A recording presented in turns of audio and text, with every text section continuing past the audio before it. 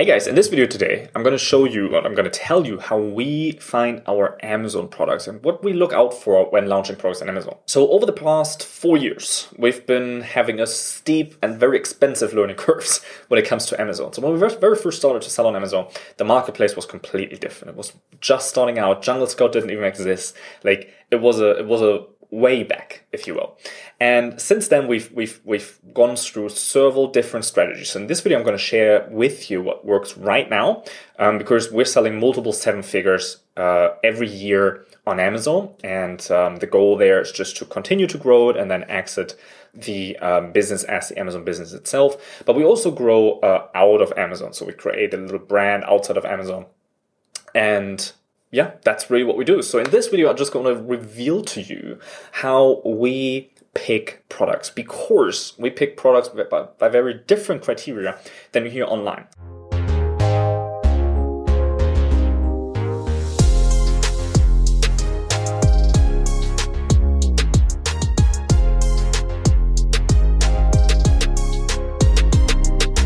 The common criteria are it fits in a shoebox, it's not electronic, it's not breakable, it's lightweight, it's easy to manufacture, that kind of stuff. I'm sure you heard it.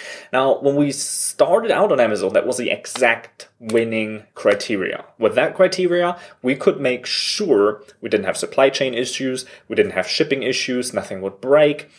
We'd have a price point that we could afford that was easy to turn cash flow positive, and all of these things. And it was beautiful for about 6 months, because then competition started to come in and more sellers went after the exact same products. And today, people still teach those criteria because back in the day, that really worked well. And I understand where this is coming from, why people think, okay, if I teach this way, then it's easy for everyone to find a product and then to actually source the product and then list the product and launch the product. I think the opposite. Because it's so easy, a lot of people get it, a lot of people launch it, but then once it's there, everyone loses. And that shouldn't be the end goal. The end goal should be to win. So why not go through a little bit of a harder way, but then actually win the whole game? And I'm going to tell you in a little bit what I actually mean by that.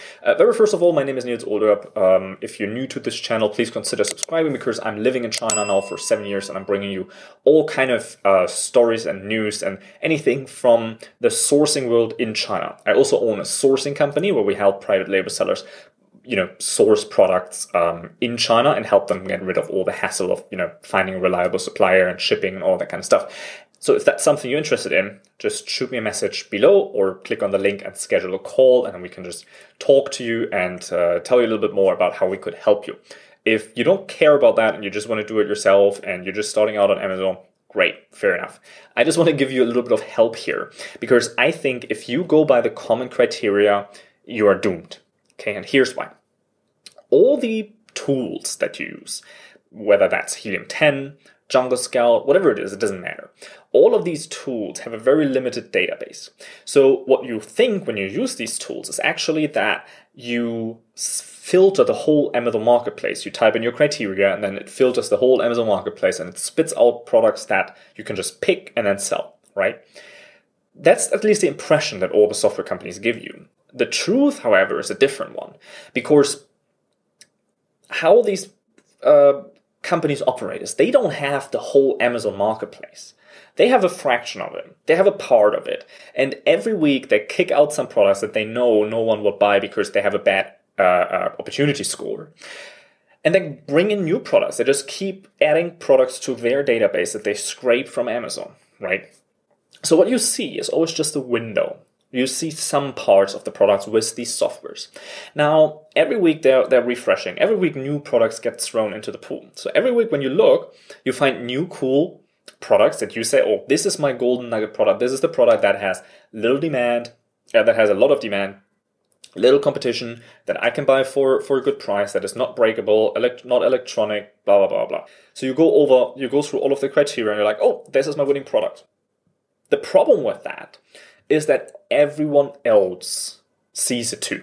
And everyone else who uses software is picking this product too, because everyone follows the same criteria.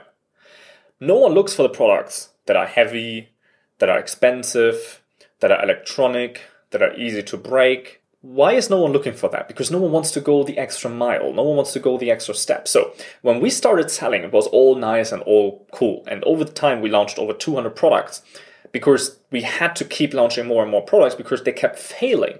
Because we're in China, we were very quick to source them, and owning a sourcing company kind of helps with that. So we were really, really quick in sourcing the product once we found it. We put it up on the platform, and immediately it was a winner, right? It went up, it ranked, it was better than the competition, we had better pictures and the whole, stuff you're supposed to do. And then it was great until about 6 months later, between 3 and 6 months later, when all the other people that also saw the product, when they now came in and they're like, okay, I want to sell this product too. So they launched it too. And then what happened is that over the course of 2 months, there were 10 or 20 new sellers for that product.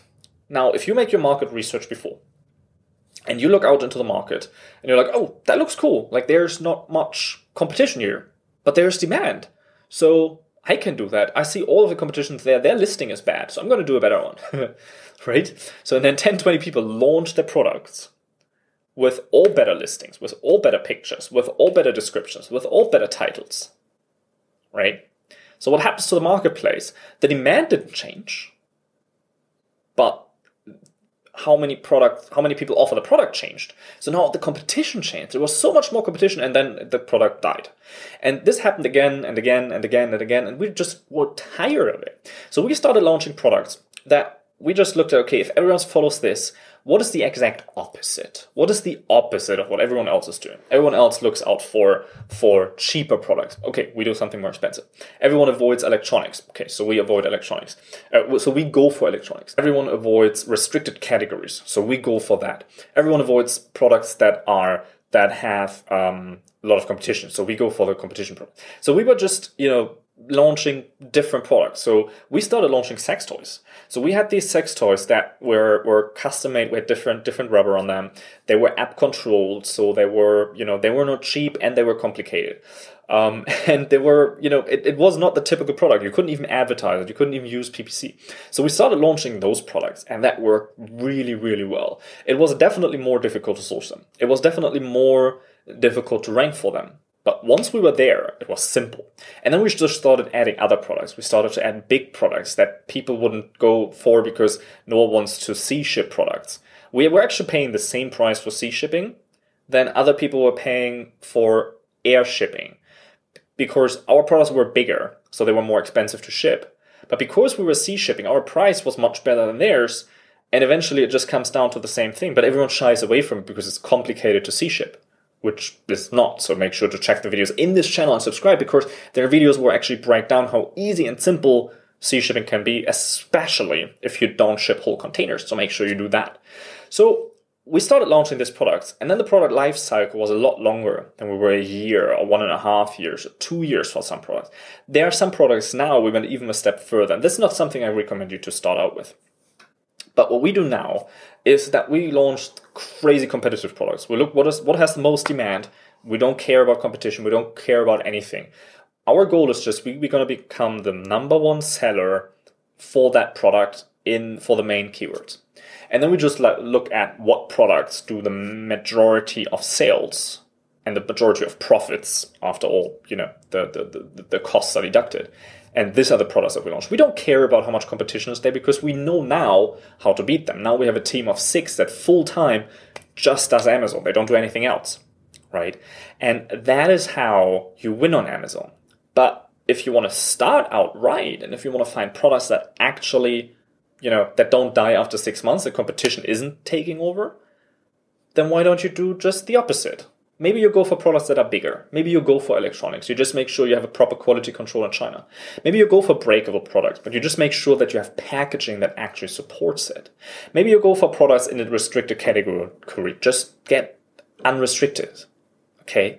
So you have to go through a few more hoops and loops, and it's definitely a little bit more complicated and a little bit more difficult. But isn't it better to have it a little bit more difficult in the beginning, and therefore have an easy way in, and all the rest of your journey is easier? Or is it better to have an easy way in and then have a really hard and tough time once you're there? I definitely go for the first choice. So if this helped you, if you like this, and if you got value out of this, make sure that you subscribe to this channel because we do more stuff like this. And if you want to learn how to actually succeed in e-commerce, if you want to know how to find products that don't die off after some time, if you want to know how to actually sell things profitable and not have all your profits eaten off by advertisement costs, make sure to click the link below in the description because there's a web class where I teach you all of that and more. And I'm really excited to see you there. It's a free, no-cost web class. That's all from me today. My name is Niels Oder. Whenever you have a question about sourcing, selling, or profiting from your products, just put it in the comments below because I'm going to be answering it. All right? I catch you tomorrow. Thank you for your questions. Thank you for subscribing. Make sure to check out that web class because there's so many golden nuggets in and it will completely blow your mind. All right? So make sure to check that out and I'll catch you.